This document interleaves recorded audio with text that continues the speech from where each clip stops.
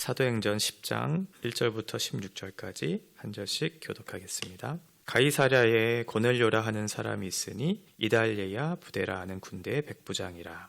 그가 경건하여 온 집안과 더불어 하나님을 경외하며 백성을 많이 구제하고 하나님께 항상 기도하더니 하루는 제9시쯤 되어 환상 중에 밝히 보매 하나님의 사자가 들어와 이르되 고넬료야 하니 고넬료가 주목하여 보고 두려워 이르되 주여 무슨 일이니이까. 천사가 이르되 내 기도와 구제가 하나님 앞에 상달되어 기억하신 바가 되었으니 내가 지금 사람들을 요빠에 보내어 베드로라 하는 시몬을 청하라. 그는 무두장이 시몬의 집에 유숙하니 그 집은 해변에 있다 하더라. 마침 말하던 천사가 떠나매 고넬료가 집안 하인 둘과 부하 가운데 경건한 사람 하나를 불러 이 일을 다 이루고 요빠로 보내니라. 이튿날 그들이 길을 가다가 그 성에 가까이 갔을 그때에 베드로가 기도하려고 지붕에 올라가니 그 시각은 제6시더라. 그가 시장하여 먹고자 하매 사람들이 준비할 때에 황홀한 중에 하늘이 열리며 한 그릇이 내려오는 것을 보니 큰 보자기 같고 네 귀를 메어 땅에 들이웠더라.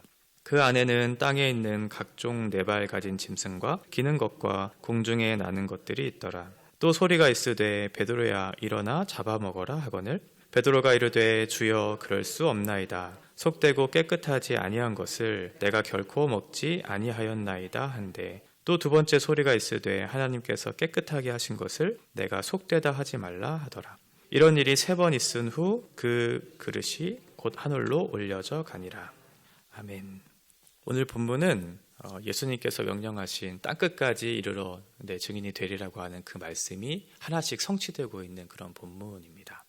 특별히 유대인들이 생각했던 그 장벽들이 깨지는, 이방인들이 교회 안으로 들어오는 그런 사건, 고넬료의 회심 사건을 통해서 이제 비로소 이방인들의 교회로 들어오는 그런 역사들이 일어나고 있는 것이죠. 이 이야기가 굉장히 사도행전 안에서 반복되고 있다는 것, 그리고 길게 서술되고 있다는 것을 확인할 수 있어요. 오늘 10장에서도 고넬료 회심 사건이 지금 기록되고 있지만 뒤이어 11장에서도 베드로는 똑같이 이 본문을 다시 한번 확인시켜주고 있죠. 반복해서 이야기하고 있어요.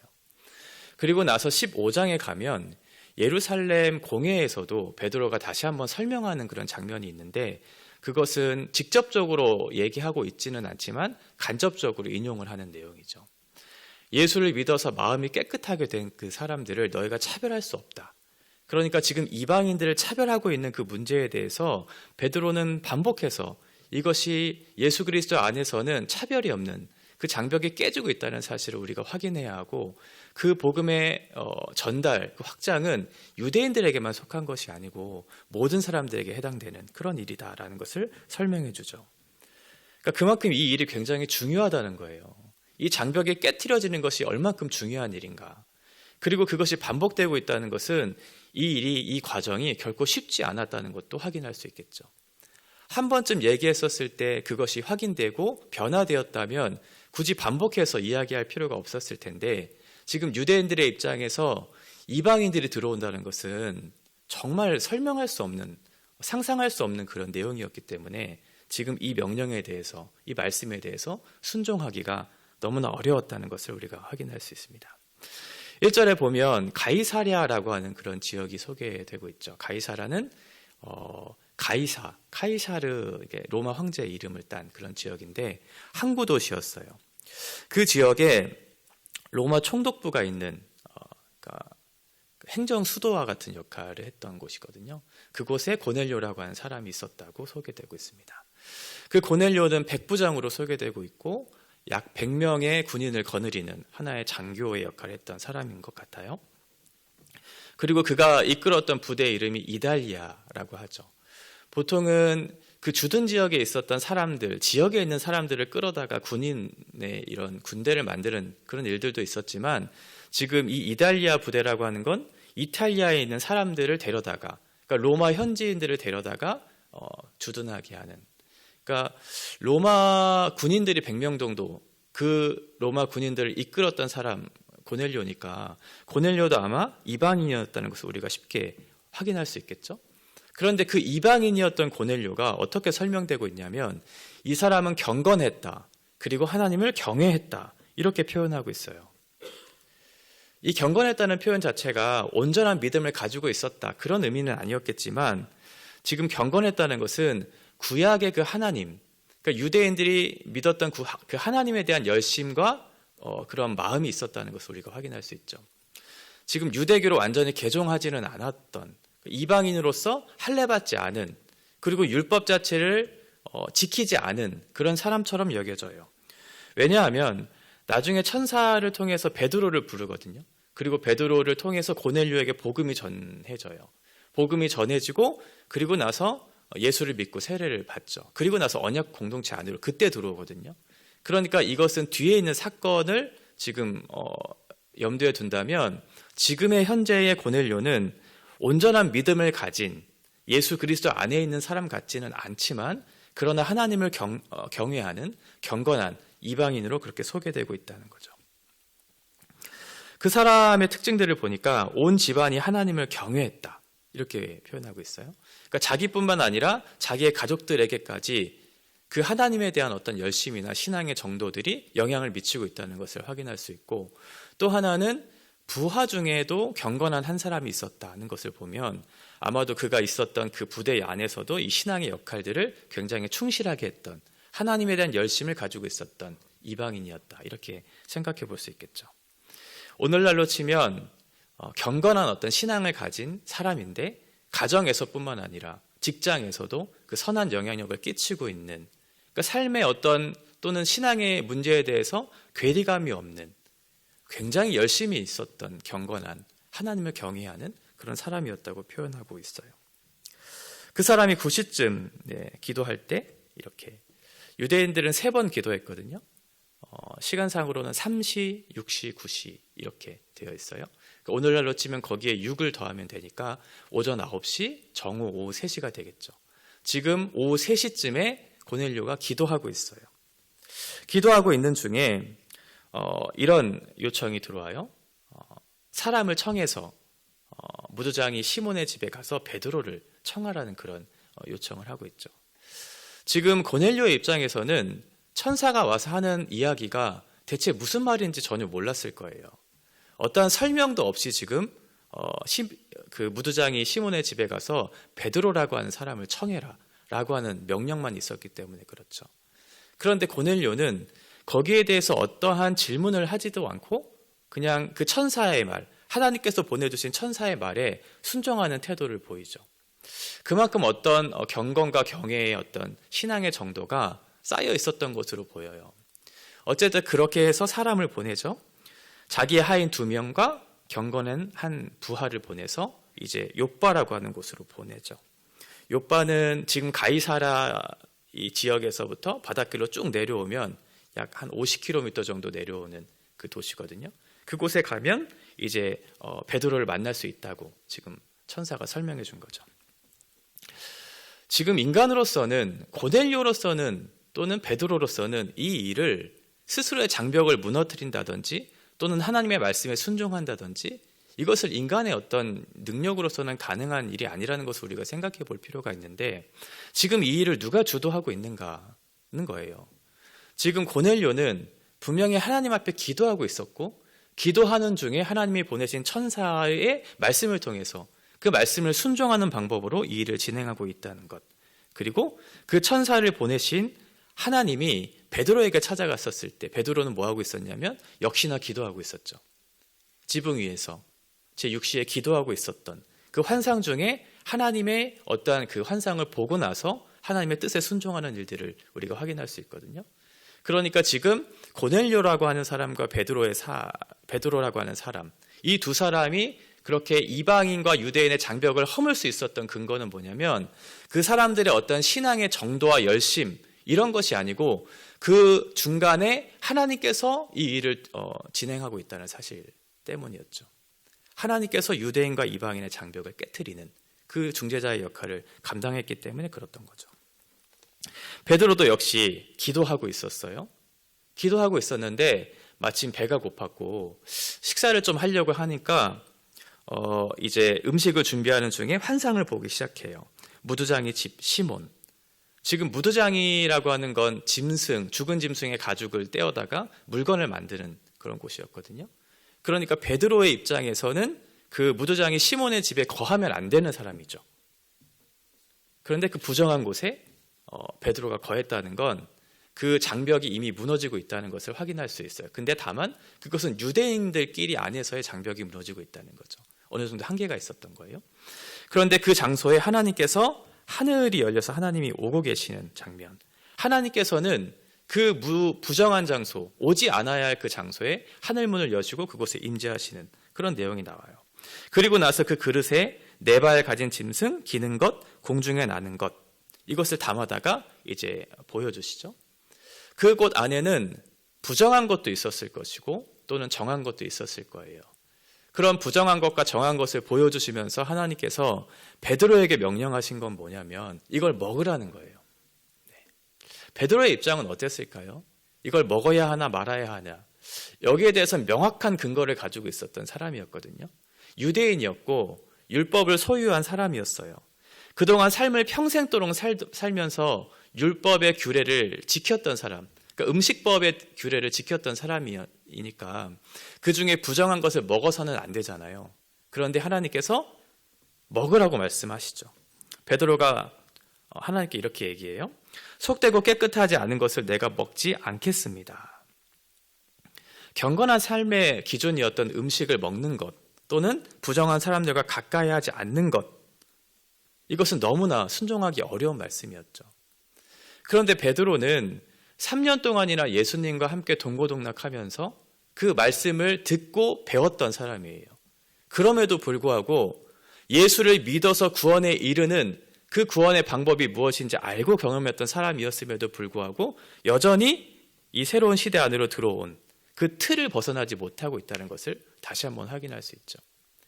예수 그리스도를 통해서 그 말씀을 믿음으로 말미암아 구원에 이르는 것이 무엇인지 알았는데, 그런데 내가 알고 있었던 구약의 틀, 그것을 아직도 벗어내지 못하는 베드로의 한계를 보고 있다는 거예요.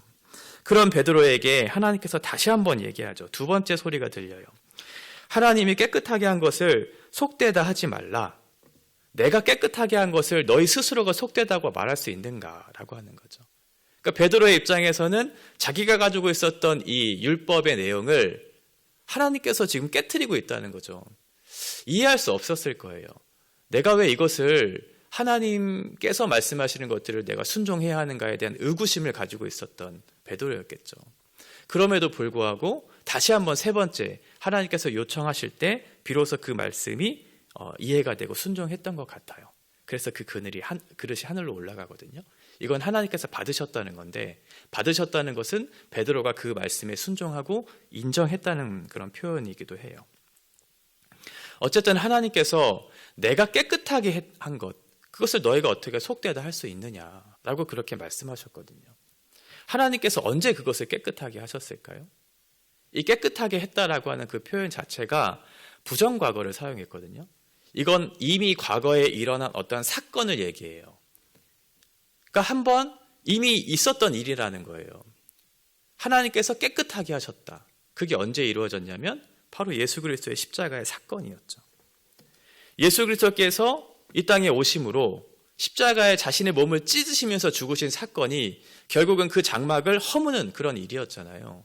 그런데 지금 베드로는 그 말씀이 아직 이해되지 않았던 거죠. 그래서 반문했던 것이고, 그러나 하나님께서 다시 한번 요청해 주시고 알려주셨을 때 그것을 깨닫고 이해하고 받아들이기 시작했던 거죠. 베드로의 입장에서는 예수님의 십자가의 사건이 장벽을 허문 것은 맞았어요. 그런데 그 장벽을 허문 것이 단순히 하나님과 인간 사이에 있었던 그 장벽이 허물어졌다라는 것만 알았던 거죠. 예수님은 그것만 허문 것이 아니었거든요. 사람과 사람 사이의 장벽, 그리고 정결 규례 사이의 어떤 모든 율법의 절차들, 이런 모든 것들을 허무시고 그 안에서 믿음으로 하나 되는 것이 무엇인지를 가르쳐 주셨는데, 지금 베드로는 사람 사이에 있었던 장벽은 허물지 않았던 거예요. 그게 유대인과 이방인 사이에 있었던 장벽이었던 거죠. 그러니까 유대인들이 사도행전 1장 8절에 나타난 예루살렘과 온 유대와 사마리아와 땅끝까지 이르러 내 증인이 되리라고 하신 그 말씀이 온전하게 실천되지 않았던 이유가 바로 여기에 있었던 거죠. 그러니까 유대인들 사이에서만, 그 회당 안에서만 말씀이 가르쳐주고 그 복음이 전달되어지고 있는 상황. 지역과 문화를 벗어나지 못한 그런 한계를 가지고 있었던 이 유대인들에게 이 고넬료 사건은 그 틀을 깨트리고 그 한계를 넘어선 복음의 확장이 어떻게 이루어져야 하는 그런 사건이었기 때문에 매우 중요한 전환점이 되기도 했었고, 그래서 더 어려운 일이었기 때문에 길게 반복해서 서술하고 있었다, 이렇게 표현할 수 있던 거죠. 지금 유대인들의 입장에서는 언약 백성으로 들어오는 조건이 뭐였냐면, 먼저 유대인이어야 돼요. 조건 자체가 유대인이어야 돼요. 그리고 유대교 안으로 들어와야 돼요. 그리고 나서 할례도 받아야 돼요. 그 모든 조건이 충족된 이후에 예수를 믿으면, 그러면 비로소 당신의 언약 백성 안으로 들어온다고 생각했던 거죠. 그런데 지금 고넬료는 유대인도 아니었거든요. 더군다나 유대교 안으로 들어오지도 않았고 할례도 받지 않았잖아요. 그런데 단지 예수만 믿음으로 말미암아 하나님의 자녀가 된다? 라고 하는 것은 이 사람들에게 있어서 있을 수 없는 것이었어요. 그러니까 그 틀을 깨기가 너무나 어려웠던 거죠. 내가 깨끗하게 한 것을 네가 스스로 속되다고 얘기할 수 있느냐라고 하는 그 하나님의 말씀이 베드로의 입장에서는 그게 이해가 되지 않았던 거예요. 예수 그리스도를 만났지만, 그 말씀을 배웠지만, 그 말씀을 듣고 있지만 여전히 자기가 알고 있는 그 틀을 깨지 못한 거죠. 이렇게 초대교회 안에서도 이방인들이 유대교 안으로 들어오는, 교회 안으로 들어오는 이 일들이 그만큼 힘들었다는 것을 우리가 이 말씀을 통해서 확인해 볼 수 있어요. 우리가 가진 틀을 가지고 있잖아요. 우리가 어떤 틀을 가지고 있으면 어떤 사람을 받아내기까지는 엄청난 오래 걸리는 그런 과정이 필요하죠. 내가 그동안 살아왔던 모든 흔적들의 결과물들이 지금 내가 살아가고 있는 가치잖아요. 그런데 그 가치의 틀을 깬다는 것은, 내 스스로 그 장벽을 무너뜨린다는 것은 엄청난 일이거든요. 그러니까 누군가에 의해서 이것들이 해결되지 않으면 내 스스로 이것들을 깨트릴 수 없는, 그러니까 외부적인 도움이 필요한데 그게 하나님이시잖아요. 하나님께서 우리 가운데 역사해 주실 때 비로소 그 장벽이 깨트려질 수 있는 거죠. 세상의 논리를 가지고 사람을 외모로 판단하면서 등급을 매기는 이 세상 속에 너희는 틀을 깨라고, 외모로 판단하는 일을 멈추라고 우리에게 요청하고 있어요. 하나님께서 우리들을 그렇게 받으신 것처럼 우리 교회 안에도 서로를 그렇게 받아낼 필요가 있는 거죠. 어떻게 해야 하냐면 말씀에 순종하는 방법으로 해야 되겠죠. 지금 고넬료는 천사의 말을 통해서 들려진 그 말씀에 순종했어요. 어떠한 질문하지 않았어요. 왜냐하면 하나님을 신뢰했기 때문에 그렇죠. 베드로도 마찬가지로 자기가 가지고 있었던 틀이 있었어요. 그런데 하나님께서 그 환상 중에 그것들을 보여주시고 말씀하여 주실 때 그 하나님을 인정하고 그 하나님을 믿음으로 말미암아 이 장벽을 허무는 사실들을 우리가 볼 수 있죠. 우리도 마찬가지로 우리가 어떠한 말씀이 주어졌을 때 우리는 그 말씀을 선택적으로 순종하는 경우들이 많아요. 내가 듣고 싶은 말씀, 내가 할 수 있는 말씀. 그러나 하나님께서 우리에게 말씀해 주실 때는 내가 원하는 것, 내가 순종하고자 하는 것, 이것을 선택적으로 순종하라고 주신 말씀이 아니고 그 말씀에 우리의 삶이 합치되도록 그 말씀을 주신 거거든요. 그러면 그 틀을 깨기 위해서 우리는 어떻게 해야 되냐면 하나님께서 주신 말씀에 순종하는 그런 마음의 태도가 있어야 되겠죠. 왜냐하면 그 말씀에 순종했을 때 하나님께서 우리에게 가장 좋은 것을 주실 것을 알기 때문에 그래요. 비록 그 훈련의 과정들이 힘들고 어려울 수 있지만, 때로는 그것들이 버겁게 여겨질 수 있지만, 그럼에도 불구하고 하나님께 우리의 삶을 맡기고 그 말씀에 순종했을 때 우리의 인생에 가장 안전하고 가장 평탄한 그런 길로 걸어갈 수 있다는 사실을 신뢰한다면 그 말씀에 순종할 수 있겠죠. 우리가 그 말씀에 순종하면서 하나님께서 주시는 어떤 틀을 우리 스스로 제한하거나 가둬내지 않고 오히려 그 틀을 깨트려서 이방인이나 유대인이나 할 것 없이 차별 없이 서로를 대하는, 그것이 교회잖아요. 우리 우면동 교회도 서로를 그렇게 바라볼 때 그 외모로 사람들을 판단하지 않고 내가 가지고 있는 가치 기준에 부합한 사람들만 받아내는 것이 아니고 하나님께서 한 몸으로 부르신 서로를 책임 있게 바르게 대할 수 있는 그런 눈이 열렸으면 좋겠습니다. 그런 말씀에 순종하는 저와 여러분 되시기를 바랍니다.